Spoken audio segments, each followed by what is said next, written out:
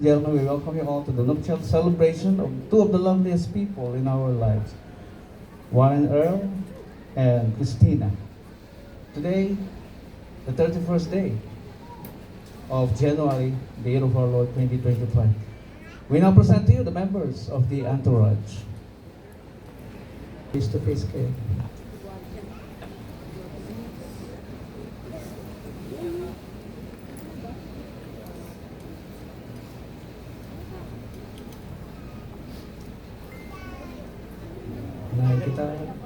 Unahin ko si Warren. Warren Earl Herrera Perdigon. Do you take Christina Francisco Cruz here to be your partner for life? Yes, I do. Do you promise to walk by her side forever and to love, help, and encourage her in all she does? Yes, I do. Do you promise to take time to talk with her, to listen to her, and to care for her? Yes, I do. Will you share her laughter and her tears as her partner, lover, and best friend? Yes, I do. Do you take her as your lawfully wedded wife for now and forevermore? Yes, I do. Now it's Christina's turn. Do you, Christina Francisco Cruz, take Warren Earl Herrera Perdigon here to be your partner for life? Do you promise to walk by his side forever and to love, help, and encourage him in all he does? Do you promise to take time to talk with him, to listen to him, and to care for him? Will you share his laughter and his tears as his partner, lover, and best friend? Do you take him as your lawfully wedded husband for now and forevermore? Yeah, we go to the ceremony of the rings. May we have the rings, please?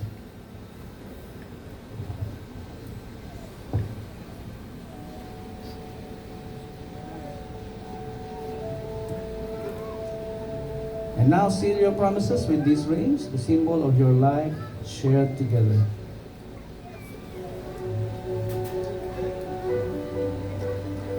Tandaan niyo, simula sa araw na ito, na-imbento ang rings para malaman, makita ng mga tao na ikaw ay nagmamay-ari na ng iba, ang asawa mo.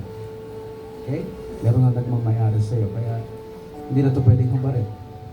Physical evidence ito na meron ka ng asawa na nagmamay-ari sa iyo. Okay po?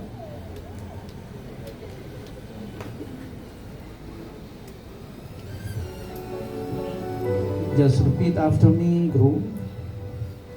Say her full name. Christina Francisco Cruz. This ring I give This ring I give as token and pledge, as token pledge, as a sign of my love as a sign of my love and devotion. and devotion. With this ring, With this ring, I marry you. I marry you.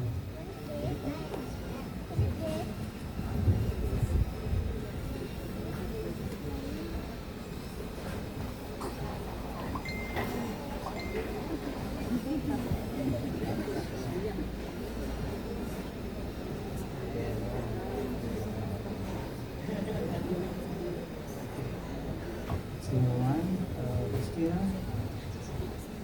just repeat after me. Say his full name. Warren Earl Herrera Perdigon. This ring I give This ring I give as token and pledge, as token and pledge and as a sign of my love and devotion. and as a sign of my love and devotion. With this ring, With this ring, I marry you. I marry you.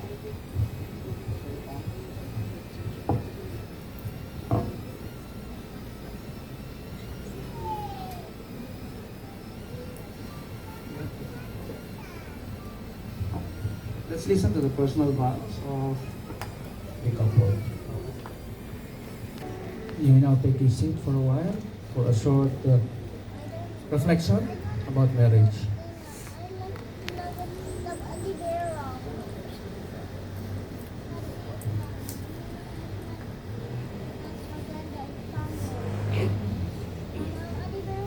I'm Dr. Angelo E. Bassett. I hold a doctorate degree in theology. Madalas niyo ako mapapanood sa Good Morning Kapatid sa TV5 at sa Julius and Tintin show para sa Pamilya Pilipino. And also sa 1PH. And sa GMA, Stanford Group.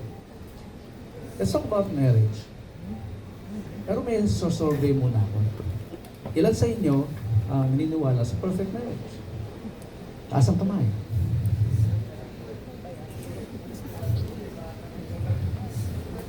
Dalawa, tatlo, apat. Anim. Very good. Alam niyo ibig sabihin niya? Anything that you don't believe with, you will never make any effort to achieve it. Ulitin ko. Ano bang bagay na hindi mo pinaniniwalaan? You will never make any effort to achieve it. Hindi mo talaga ma-experience yun. Kasi walang susundin yung katawan mo. Kapag yan nasa conscious mind mo, susunod ang katawan mo. Because you believe in it. So yan po ating problem sa Pilipinas. Daming hindi naniniwala sa perfect marriage. Baka naman hindi natin naiintindihan yung salitang perfect. Baka naman ang tingin natin sa perfect, yung dalawang mag-asawa, mayroong bilog sa ulo, at hindi nagsisigawa sa isa't isa, sobrang bait, opo, opo, darling, yes darling. Baka ganun yung iniisip natin kahulugan ng perfect eh. Para daw sabi ni Socrates, a Greek philosopher, wisdom is the beginning of definition of terms. Ano ibig sabihin doon? I-define mo yung word, i-define mo yung terminology. We call it etymology. Saan nagsimula yung word? Paano nabuo? Saan ang source? Saan ang origin? So, i-define natin yung perfect. Few centuries ago, when scientists learned to do the measurements, yung mga inch, weight, kilo, centimeter, meters, nung matutunang ma-discover ng mga scientists yan, every time they make a product, merong design. No, siyempre, coming from an idea, they will write it down sa papel, at may sukat, may measurement. Alam ba, carpenter, may measurements yun. Hindi pwedeng gawa ka lang ng gawa. Di ba? Maraming resources mo sa sayang kung wala kang design. So, merong measurement. So, sinusunod nila yun. Every time lumabas na yung produkto at nasunod yung design, yung sukat, exactly, they call it perfect. Okay? Madali lang, di ba? Marriage. Let's talk about marriage. It's from the word gem. Gem daw. Gem. Dalawa kayong precious stones na pinag-iisa. Paano pinag-iisa ang silver? Paano pinag-iisa ang gold?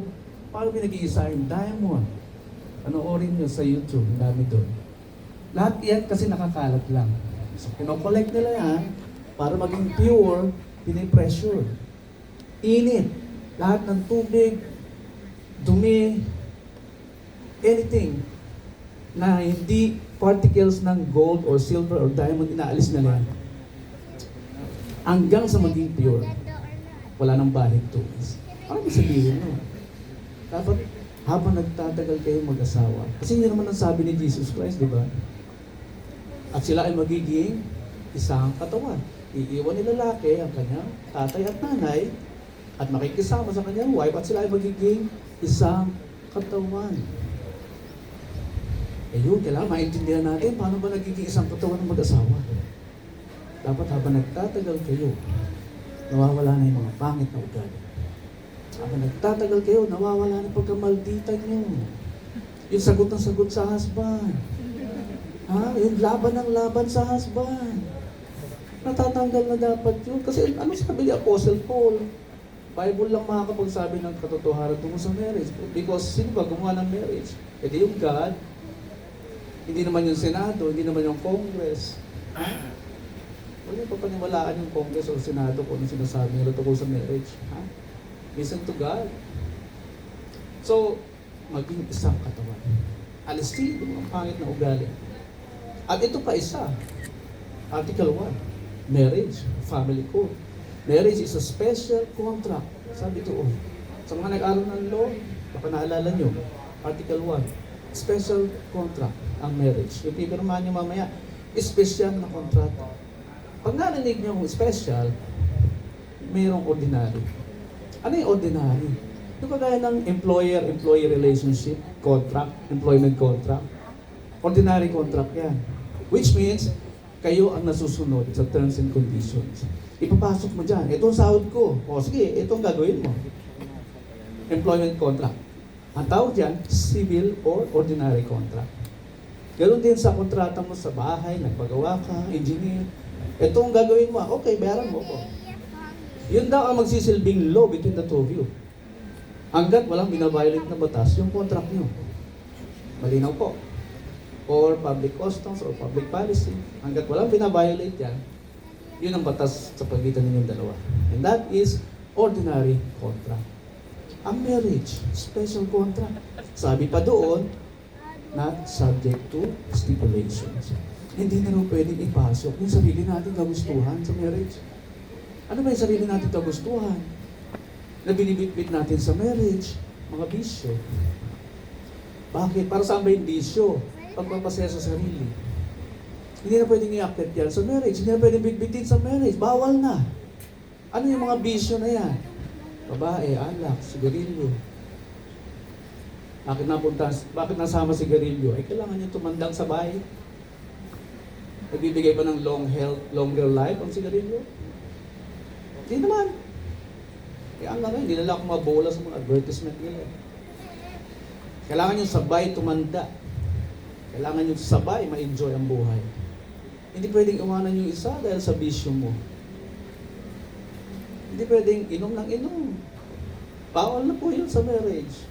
Pag may okasyon, shot lang. Huwag yung kinakaray ka na ng kumpare mo para iuwi ka ng bahay mo. Hindi na tama yun. Ha? Sir? Babae. O, makakatulong ba yun? Ignorante lang kasi tayo. Sa totoo lang. If we know these things, nagturo sa atin ng tama, maintindihan natin ang marriage. Okay? Kasabihin pa, man is polygamous. Hindi, mayroon kang di nalalaman. At ikaw naman, misis, nature ng lalaki ang mag-release. Every 2 to 3 days, kailangan niya maintindihan niya. Kaya bawal kayo tumanggi. Only kapag may period. Anong trabaho nyo? Alamin yung period ng wife nyo, hindi ka nag-expect. Ha? Pag masakit ang katawan, pagod, tinatanggihan ka, hinaganon yung braso mo, anong gagawin mo, mister? Tatahimik ka na lang ba? Hindi, dapat kang gawin. Wala sa kondisyon kondisyonin mo. Kasi may seasons ang tao. Ano yung 4 seasons? Autumn, winter, spring, summer. At hindi magkasabay yan sa human beings. Ikaw, summer, mainit ka. Eh si Mrs., taglamig. Ang gagawin mo. Meron kang dapat gawin. Because love is a verb. Tama, mali. Hindi siya, basta pumirma ka lang, love kita, pinirmahan ko nga yung marriage contract. Ikaw nga pinakasalan ko eh. Hindi sapat sa kanila yun. Hindi sapat yun. Yung pumirma lang. Ang number 1 daw need, sabi ng Diyos, ay yung love. Sa lalaki, number 1 need nila ay respeto. Respeto. The more you respect them, the more namamahalin ka niya. Unconditionally. Huwag ka magbigay ng condition. Hindi ka na entitled doon. Nakasulat sa batas eh. Okay? The more you love your wife, the more they will respect you. At yung love na yan, may kasamang pagbibigay. Oh. Kaya naman, misis, pag tumanggap, i-manage yung pera. Ha? Dapat maging wais kayo sa paggastos. Pag nakita ng husband nyo, ganun kayo kawais, financial management, pinag-aralan ninyo, yung mga gamit nyo hindi dadami sa bahay. Because yun lang need, yung kailangan bilhin. Otherwise, sisikip ang bahay nyo. Sa dami ng gusto nyo bilhin. Scientifically proven, you are emotionally created. Gusto nyo yung mga magandang kulay, magandang design. That's why yung mga Shopee, Lazada na na-invento yun dahil sa kanila. So, but you have to manage your finances. At pag nakita ni husband, ang galing mag-manage ng finances ng wife ko. Bigay lang ng bigay yan, hindi mo ko question yan. Kung saan napunta. Diba no, sir? Diba no? Ang sarap magbigay pag napupunta sa tama. Okay? So, para yung vowsy, 17 years na, simula nung gawin yung batas na vowsy. Wala rong effect. Sabi ng Ateneo University, karal sila. Walang effect kung vowsy doon. Bakit? Promote ng violence. Hindi natin pinopromote kung paano i-respeto ang mga lalaki. Respeto kailangan nila. Hindi pwedeng sagot ng sagot. Hindi pwedeng laban ng laban. Bakit? Anong sabi ni Apostle Paul? Submit to one another. Di ba? Ayaw niyo paniwalaan yung Bible. Because yun ang totoo nangyayari sa inyo, naramdaman niyo. So you really have to start believing in the Bible. Because diyan nagsisimula ang problema natin. I'm also a Supreme Court mediator. Lahat ng kasong dumadaan sa amin, sinasala namin para hindi na matuloy sa judge. Ang ugat lagi ng problema, emotions. Hindi na manage na emotions. Relationship na nasira. Kaya gusto nyo umaba buhay nyo? Ako dito Harvard Studies. For 85 years, pinag-aaralan nila palagi yan. Invest in your relationship at home. Huwag kang makipag-away sa kapatid mo, huwag kang makipag-away sa asawa mo, sa magulang mo. Kaya nga sinabi, honor thy parents. Alam mo yung sabihin ng honor? Kahit anong gawing kalokohan yan, wala kang choice kundi irespeto siya. That's the meaning of the word honor. Yun po yung meaning niya.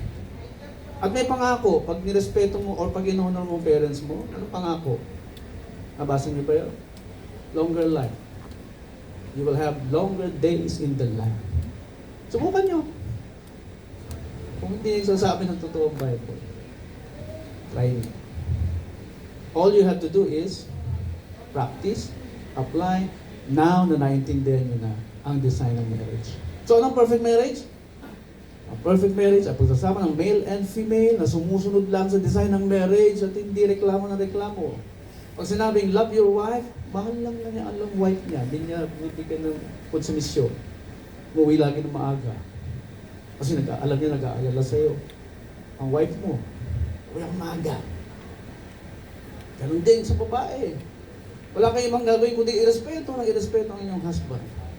Huwag niyo lagyan ng kondisyon na bakit ko siyang mamahalin, hindi niyo man ako nire-respeto.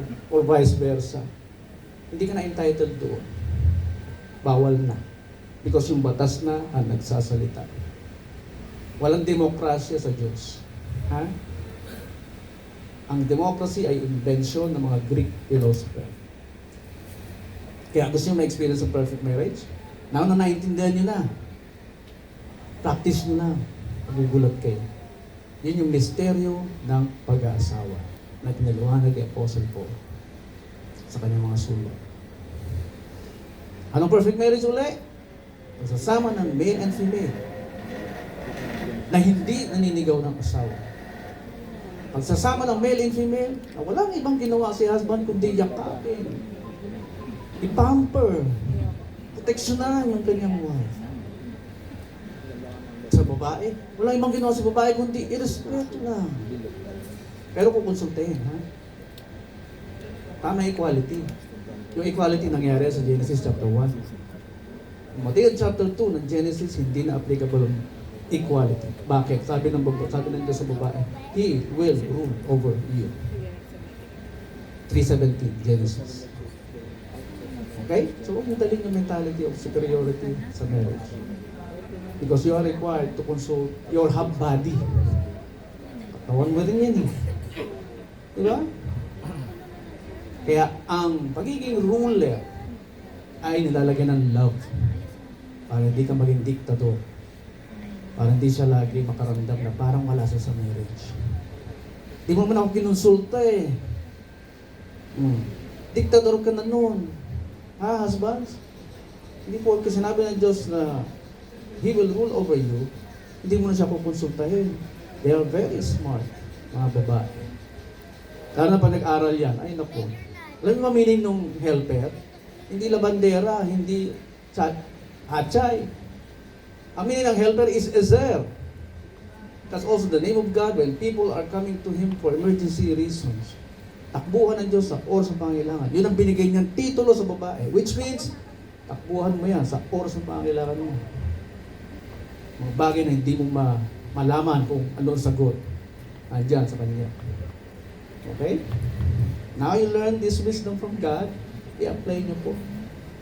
At mararanasan nyo ang perfect marriage.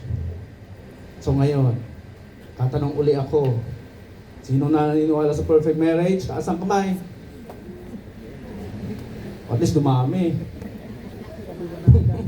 O kasi pag di ka pa rin nagtaas, hindi mo pa rin nag-gets. Usap tayo dun mamaya. Okay? So, congratulations to the both of you. May you live peacefully.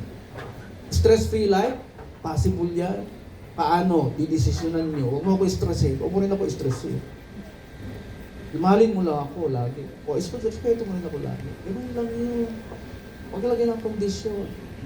Okay po, clear na? Maliwanag na po? Ha? Maraming po salamat sa inyong pakikinig. At ituloy po natin ang kasalan. Tayo kayo?